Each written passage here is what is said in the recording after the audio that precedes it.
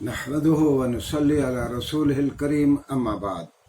فقد قال رسول الله صلى الله عليه وسلم إن هذا القرآن أنزل على 7 أحرف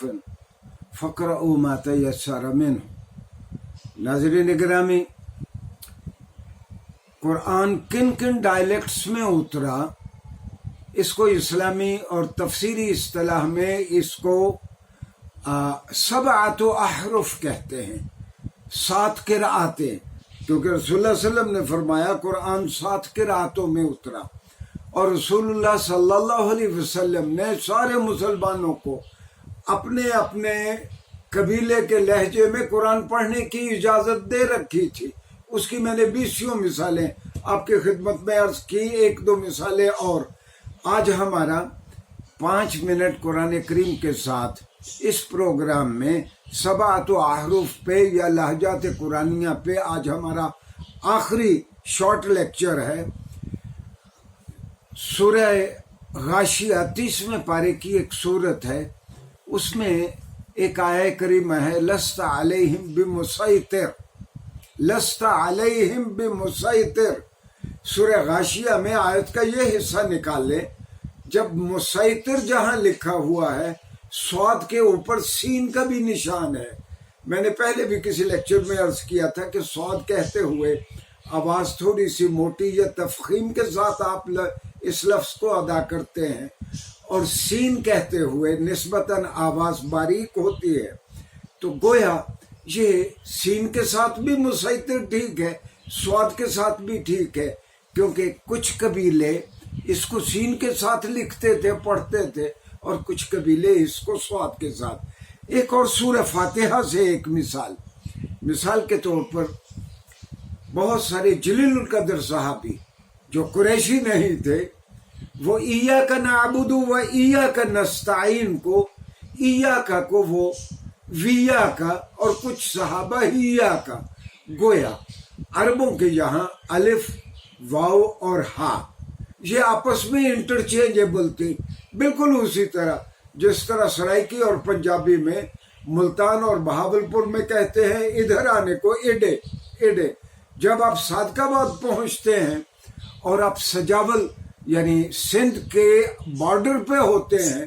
تو وہی الف ہے میں بدل جاتا ہے، ایڈے کو وہ ہڈے کہتے ہیں۔ یہ فنامنا دنیا کی ساری زبانوں میں ہے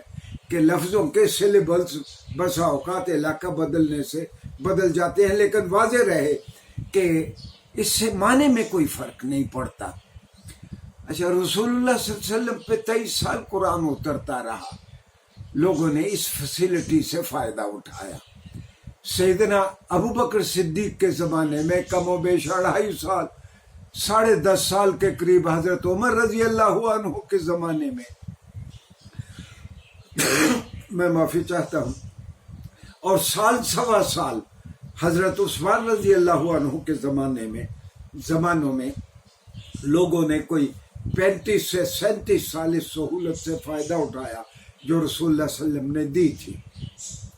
ہوا یہ کہ میں نے پچھلے ایک لیکچر میں عرض کیا تھا کہ آرمینیا میں اور ارض روم میں مسلمان مصروف جہاد ہیں، اور جو مغرب یا دیگر نمازوں میں جہاں تلاوت اونچی کی جاتی ہے، کو غیر قریشی ایک امام ہے، وہ کسی آیت کو اور طرح پڑھتا ہے، پیچھے سے صحابہ اعتراض کرتے ہیں آپ نے غلط پڑھا ہے، وہ کہتے ہیں میں نے اسی طرح سیکھا ہے رسول اللہ صلی اللہ علیہ وسلم سے۔ تو نبی شناس نبوت تھے سیدنا عثمان رضی اللہ عنہ، سیدنا عثمان تک یہ معاملہ آیا تو آپ نے پہلے قرآن کمیشن جو زید بن ثابت کی سرکردگی میں قرآن کمیشن تھا، آپ نے اس کو بلایا، آپ نے کہا کہ اب قرآن کو دوبارہ لکھو رسول اللہ کے ذاتی لہجے میں، یعنی قریشی لہجے میں، اس لہجے میں جو رسول اللہ صلی اللہ علیہ وسلم مدینہ منورہ میں جس لہجے میں قرآن پڑھا کرتے تھے۔ واضح رہے کہ خلیفۃ المسلمین سیدنا عثمان ابن عفان نے باقی لہجوں کو ایبروگیٹ نہیں کیا، جو اجازت رسول اللہ صلی اللہ علیہ وسلم نے دی ہے ایک خلیفہ راشد اس کو کس طرح ختم کر سکتا ہے؟ ہاں، آپ نے جو کینن ورشن اور سرکاری ورشن جو تیار کروایا وہ قریشی لہجے میں جو رسول اللہ صلی اللہ علیہ وسلم کا ذاتی لہجہ تھا، اور پورے عالم اسلام میں ایک گروئنگ انٹرسٹ تھا، سارے لوگوں کا شوق تھا کہ ٹھیک ہے ہمارے قبیلے کا لہجہ اور ہوگا، ہم اسی طرح قرآن پڑھیں جس طرح خود رسول اللہ صلی اللہ علیہ وسلم پڑھا کرتے تھے۔ اچھا، یہ ہمارے تفسیری ادب میں آپ کوئی بھی تفسیر اٹھا کے دیکھیں، اس میں جا یہ روایتیں آپ کو ملیں گی کہ اس کا ایک لہجہ یہ بھی ہے، اس کا یہ لہجہ بھی ہے، یعنی اس لفظ کو اس طرح بھی پڑھا جا سکتا ہے۔ تو یہ ایک ایکڈیمک ڈسکشن تھی جس کو ہمارے سارے مفسرین اس کے اوپر بات کرتے ہیں، زمخشری بھی، بیضاوی بھی، قرطبی بھی، جتنے بھی ہمارے مفسر ہیں وہ لہجات قرآنیہ پہ بات کرتے ہیں۔ ہاں، آج کے دور میں کچھ دانشور اکٹھے ہوئے اور انہوں نے کہا کہ ایک ہی لہجہ ہے، باقی بعد میں مسلمانوں نے لہجے بنا لیے۔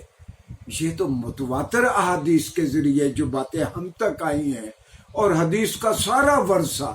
عربی ادب کا سارا ورثہ اس بات پر دلالت کرتا ہے کہ رسول اللہ صلی اللہ علیہ وسلم کے زمانے میں فلاں لفظ اس طرح بھی بولا جاتا تھا، فلاں قبیلہ اس کو اس طرح بھی بولا جاتا ہے۔ یہ دراصل ایک لسانیاتی مسئلہ تھا۔ اگر کسی کو لسانیات سمجھ آتی ہو تو پھر اس کو غلط فہمی نہیں ہوگی۔